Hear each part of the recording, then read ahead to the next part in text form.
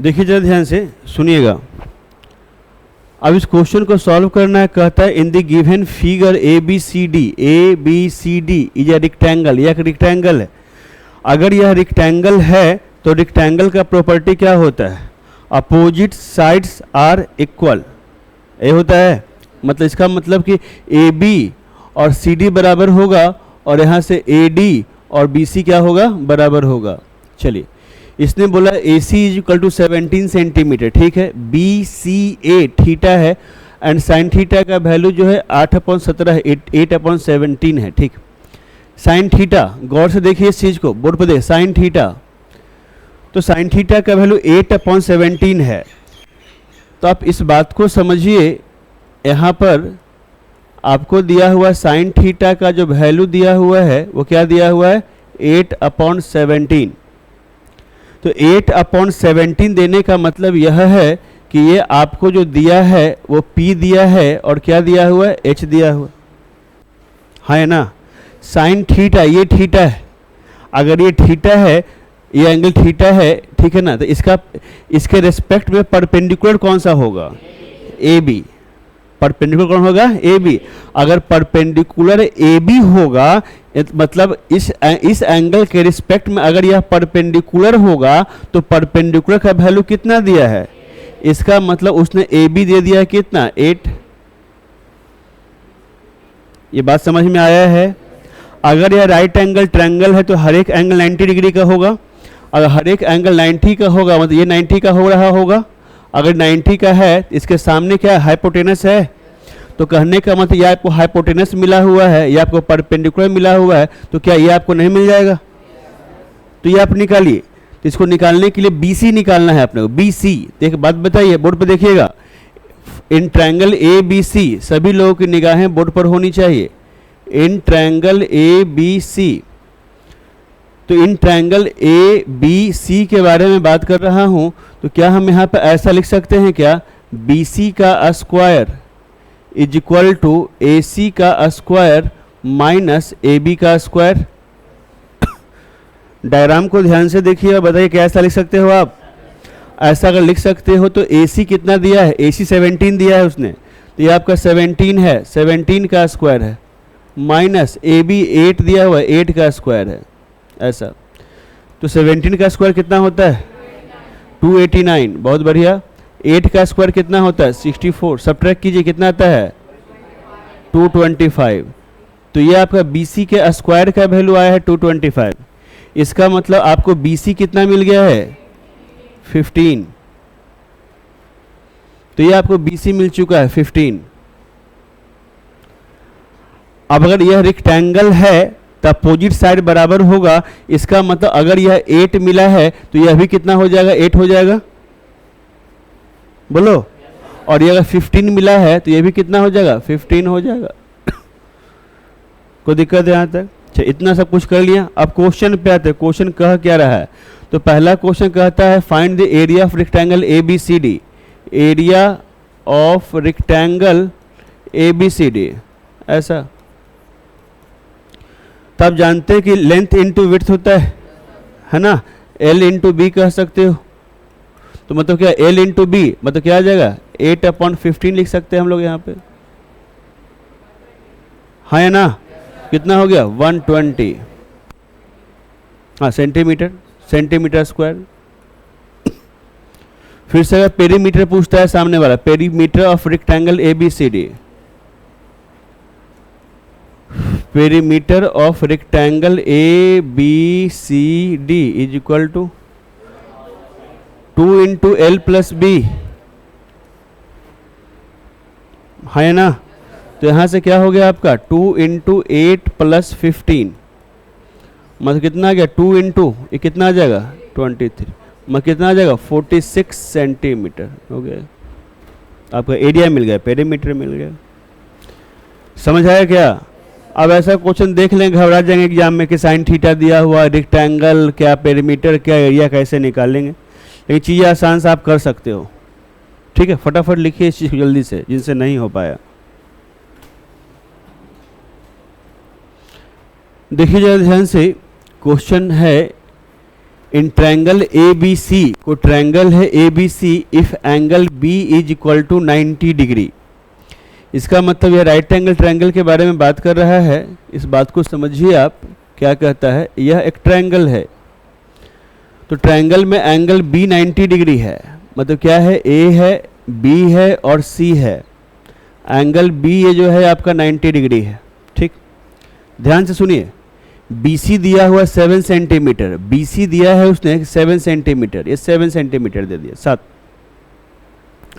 उसने दिया AC minus AB is equal to 1 centimetre, ठीक है। और जो भी निकालने के लिए बोल रहा कॉस ए माइनस साइन ए। तो कैसे करते हैं इस टाइप के क्वेश्चन, वह समझिए। इंपॉर्टेंट क्वेश्चन, क्योंकि एनसीईआरटी में भी यह क्वेश्चन है, इसे ध्यान से सुनिएगा इस बात को। आप क्या कीजिए, यहाँ से हम मान लेते हैं let A B is equal to, हम मान लिए एक्स। जब A B is equal to x माना तो यहाँ से देखिए तो क्या हो जाएगा, ये A C minus X is equal to 1, मतलब क्या A C is equal to 1 plus X हो जाएगा। बोलबे नहीं करता है, तो इसका मतलब क्या हो गया, समझिए कि ए बी कितना है, एक्स, और ए सी कितना हो गया, 1 प्लस एक्स। ये क्या यहाँ तक कोई दिक्कत है? अब अगर आपको x मिल जाए तो आपको ए बी भी मिल जाएगा और ए सी भी मिल जाएगा, मतलब सारा मामला जो अटका हुआ है वह x पे अटका हुआ है। तो क्या यहाँ तक जो किए इसमें कोई दिक्कत है आपको? अब x पे अटका हुआ है तो उस x को निकालने के लिए आपको यूज करना होगा पाइथागोरस थ्योरम। पाइथागोरस थ्योरम का मतलब क्या हो गया, आप जानते हो कि sir A C square, this one is equal to, आप लिख सकते हो ए बी का स्क्वायर प्लस क्या, बी सी का स्क्वायर। अरे हाँ या ना, ए सी का square, A C 1 plus x है, इसका मतलब 1 प्लस एक्स का स्क्वायर हो गया ये, is equal to A B का स्क्वायर, एक्स स्क्वायर हो गया ये, प्लस बी सी का स्क्वायर मतलब 7 का स्क्वायर हो गया।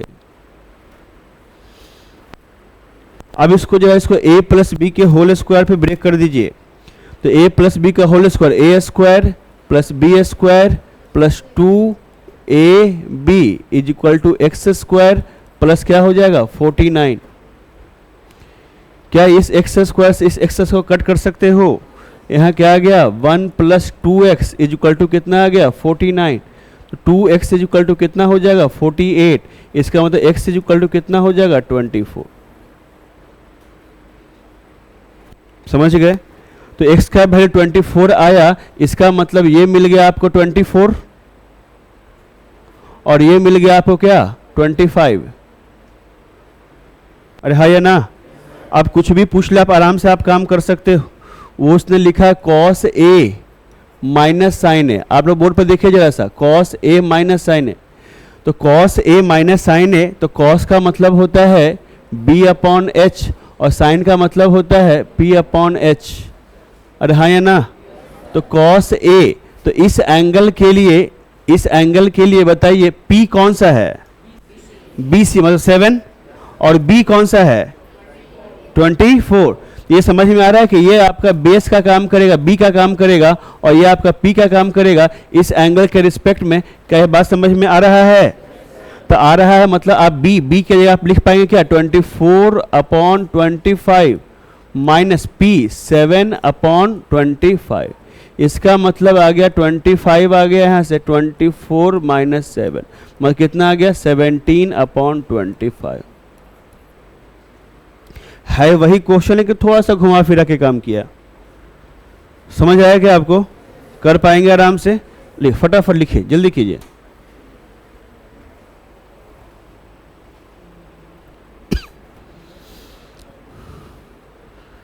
चलिए, तो ये क्वेश्चन आपका होमवर्क था, है ना? इसको बना लीजिएगा आप लोग, बन जाएगा। चलिए नेक्स्ट क्वेश्चन, ये अच्छा सा क्वेश्चन है, ठीक है ना? और इस क्वेश्चन को आप अच्छे से समझने की थोड़ा कोशिश भी कीजिएगा, आई थिंक बनना चाहिए आपसे, क्योंकि सेम इसी ऐसा ही कुछ कॉन्सेप्ट आपको मिलेगा जब आप पढ़ेंगे हाइट एंड डिस्टेंस। एक टॉपिक पढ़ना है आपको 10th क्लास में, हाइट एंड डिस्टेंस, मालूम है क्या आपको? तो इसमें वो एक मिलेगा, ये वाला वहाँ भी मिलेगा। क्वेश्चन कुछ है नहीं, सिंपल सा क्वेश्चन है। कहते in the given figure angle B 90 degree है। ये बता दिया आपको कि भैया यह 90 डिग्री है। B C 4 centimetre, C D 4 centimetre and A D दिया हुआ 10 सेंटीमीटर। तो साइन थीटा और कॉस थीटा पूछ रहा है। आप यह देखिए कि थीटा लगा कहाँ पर लगा हुआ है, यहाँ पे लगा हुआ है थीटा। ये इसके रिस्पेक्ट में साइन थीटा और कॉस थीटा पूछा है।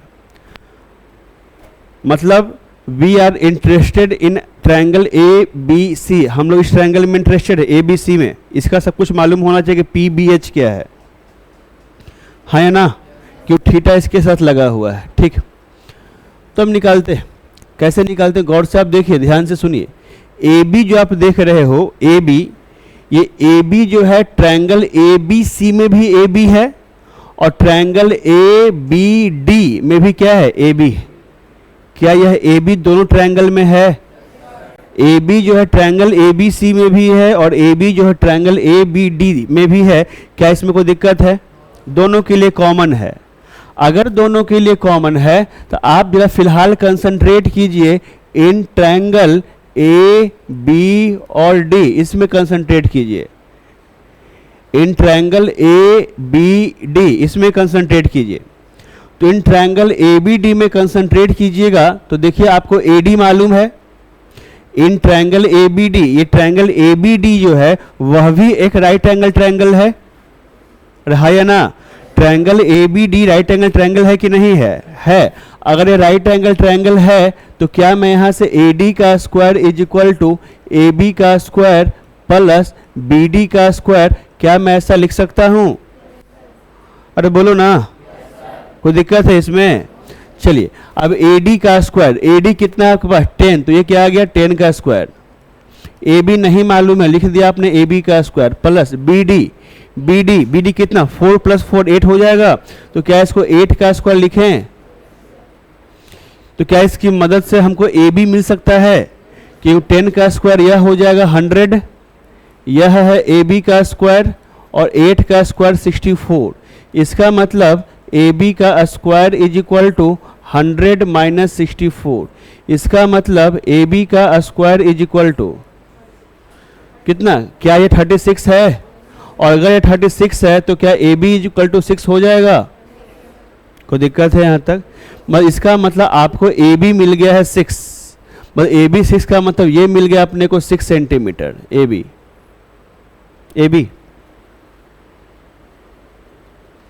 अब आप कंसंट्रेट कीजिए जरा सा in triangle A B C, in triangle A B C. क्या यह ट्रायंगल ए बी सी, क्या यह राइट एंगल ट्रायंगल है कि नहीं है? है। अगर यह A B C right angle triangle है तो क्या आपको ऐसा नहीं लगता है कि आप लिख सकते हैं ए सी का square is equal to A B का स्क्वायर प्लस बी सी का स्क्वायर? अरे हाँ या ना? तो ए सी का स्क्वायर, ठीक है, यहाँ से हो गया ए सी का square is equal to A B 6 का स्क्वायर कितना हो जाएगा? अरे भाई 36। बी सी 4 है, 4 का स्क्वायर कितना हो जाएगा? 16। मतलब ए सी का स्क्वायर इज इक्वल टू कितना आ जाएगा? ये 52। मतलब ए सी इज इक्वल टू क्या आ गया? √52, जिसको आप लिख सकते हो 2√13। तो ये जो आपका वैल्यू आया किसका आ गया है? ए सी का आ गया। ए सी मतलब आ गया, यह आ गया आपके पास 2√13। कोई दिक्कत है? समझे हैं? अब आपको जो पूछ रहा है वह क्या पूछ रहा है? पहला पूछ रहा है कि भैया साइन थीटा बताओ। तो sine theta is equal to हम जानते हैं कि होता है P/H होता है क्या? तो अगर यह होता तो इस एंगल के लिए P का काम कौन करेगा? इसके सामने वाला, मतलब क्या? BC। और H 90 के सामने वाला H मतलब क्या हो गया? AC। तो BC आ गया 4 और AC आ गया 2√13, मतलब 2/√13। ये कोई दिक्कत है? ये आंसर सही है, लेकिन मैं एक स्टेप और बढ़ा के बोलता हूँ, स्टैंडर्ड फॉर्म में रूट नीचे नहीं होता है। तो इसके लिए हम क्या करते हैं, ऊपर और नीचे √13 से इंटू कर देते हैं। तो ये क्या आ जाएगा? 2/13 √13 ऐसा।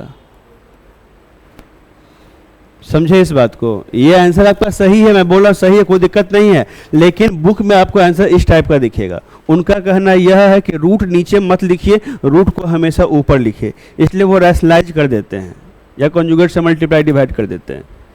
ठीक है ना? चलिए अब यहाँ से आपको अगर कॉस थीटा चाहिए था by the way, cos theta, तो कॉस थीटा इक्वल टू आप जानते हो क्या होता है, बी अपॉन एच। तो बी इस एंगल के लिए बेस का काम कौन करेगा? ए बी ना, ए बी, और ये ए सी हो गया। इसका मतलब ए बी कितना है भाई 6 और ए सी कितना है भाई 2√30। अरे बोलो तो यहाँ से आप कट कीजिएगा तो कितना आ जाएगा 3/√13, ये आ गया। जिसमें आप और चाहें तो एक स्टेप बढ़ा के लिखिए 3/√13, इसको √13 से मल्टीप्लाई डिवाइड कर दीजिए, मतलब आंसर आ जाएगा 3√13/13। ये इसका आंसर है। कर पाएंगे ऐसा क्वेश्चन? कोई दिक्कत होगा? लिखिए फटाफट, लिखिए जल्दी कीजिए। देखिए क्या है, यह जो दिया हुआ है आपको AB is to BC is to AC is equal to दिया हुआ है 8 इज टू 15 इज टू 17, यह रेशियो दिया हुआ है। पहली बात यह। दूसरी बात, इस क्वेश्चन में कहीं भी यह वर्ड यूज नहीं किया है कि जो ट्रायंगल है, ट्रायंगल ABC, यह एक राइट एंगल ट्रायंगल है। कहीं लिखा है? इससे पहले जितना भी आप क्वेश्चन बनाए हैं उसमें डायरेक्ट या इनडायरेक्ट वे में उसने लिख के दिया था कि ट्रायंगल जो है आपका राइट एंगल ट्रायंगल है, लेकिन इस क्वेश्चन में कहीं भी किसी भी वर्ड से यह क्लियर नहीं हो पा रहा है कि यह राइट एंगल ट्रायंगल है। हो पा रहा है क्या?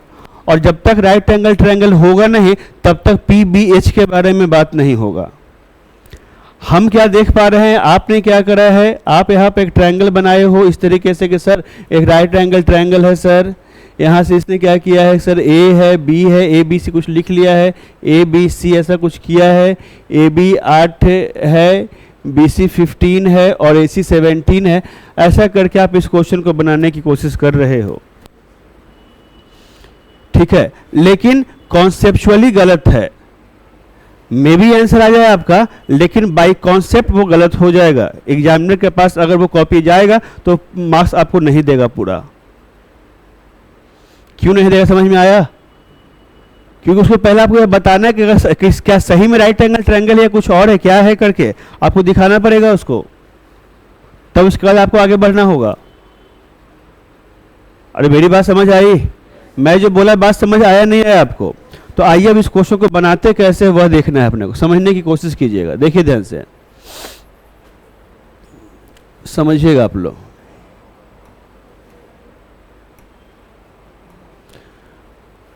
सुनिएगा, यहां पर दिया हुआ है AB is to BC is to AC is equal to 8 is to 15 is to 17, ऐसा दिया हुआ है। यह रेशियो दिया हुआ है। तो मैं क्या करता हूं, यहां से मान लेता हूं लेट AB BC और AC इज इक्वल टू, इसको मैंने मान लिया 8x या 8x 8k कुछ भी लिख लीजिए, 15k और 17k। मान लिया कि रेशियो में k अवेलेबल है, k शामिल है, ऐसा मैंने मान लिया। तो ऐसा लिख सकते हैं? अरे हाँ या ना? ऐसा लिख सकते हैं।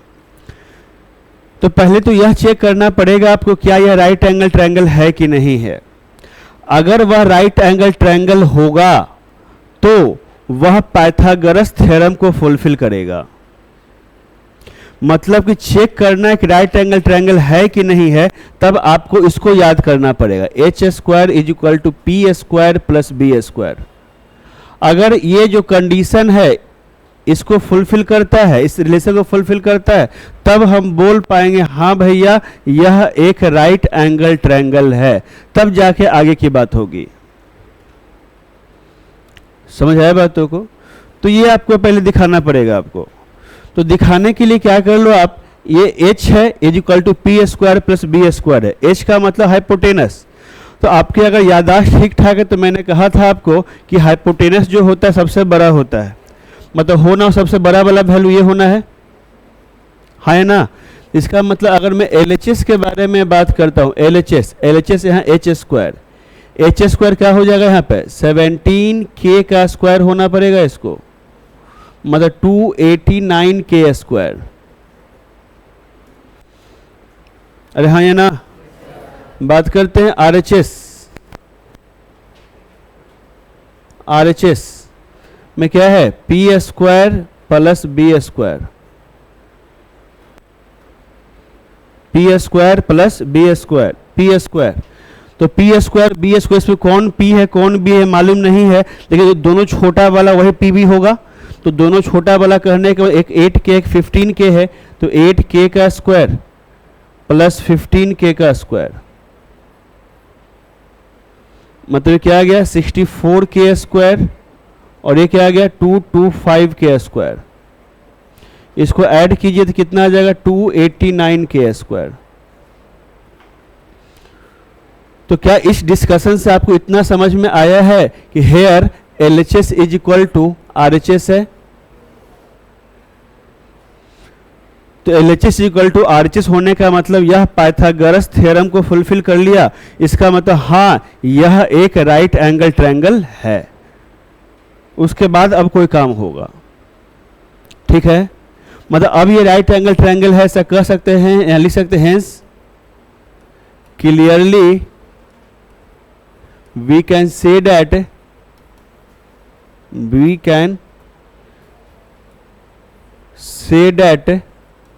triangle ABC is a right angle triangle.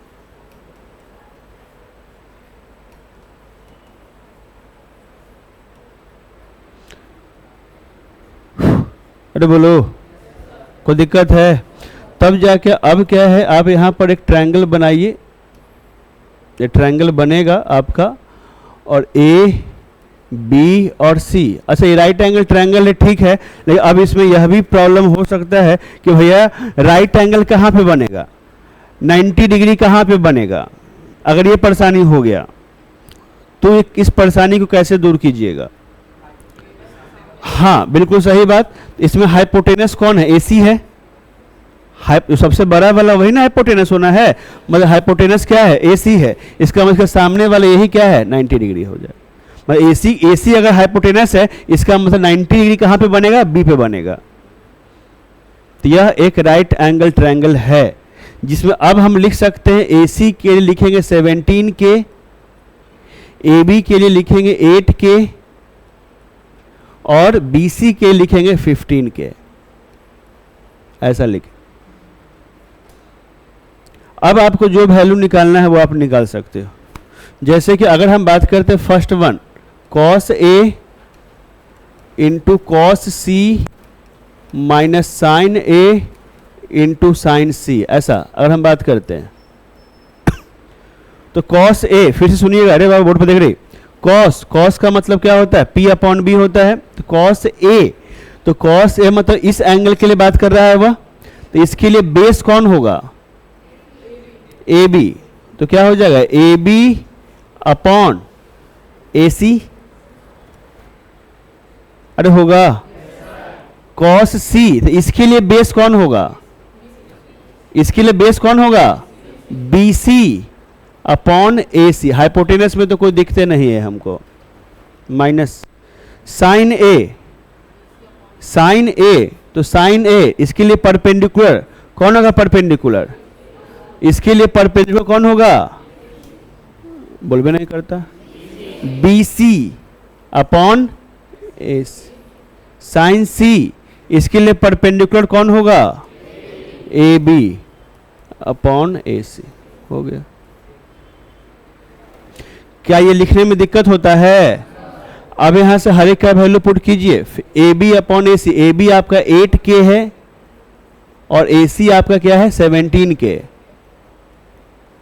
Into BC आपका 15k है और AC कितना है 17K माइनस BC फिर से आपका 15K हो जाएगा और यहाँ क्या आ जाएगा 17K इंटू AB 8K और AC 17K। ये आप जान रहे हैं K से K कट जाएगा, K से K कट गया, ठीक है ना। तो 15 इंटू 8 कितना 120 अपॉन 289 माइनस 120 अपॉन 289 और एक कट के वैल्यू क्या आ जाएगा रे भाई 0, काम खत्म। उसी प्रकार आप सेकंड वाला क्वेश्चन नहीं बना लीजिएगा, tan a tan से निकाल लीजिएगा। तो इसे मेन सबसे इंपॉर्टेंट चीज हमको यह सिखाना था कि सबसे पहले जब भी इस टाइप का क्वेश्चन आता है उसको दिखाइए कि हाँ भैया यह एक राइट एंगल ट्रायंगल है, उसके बाद काम करेंगे। हो जाएगा।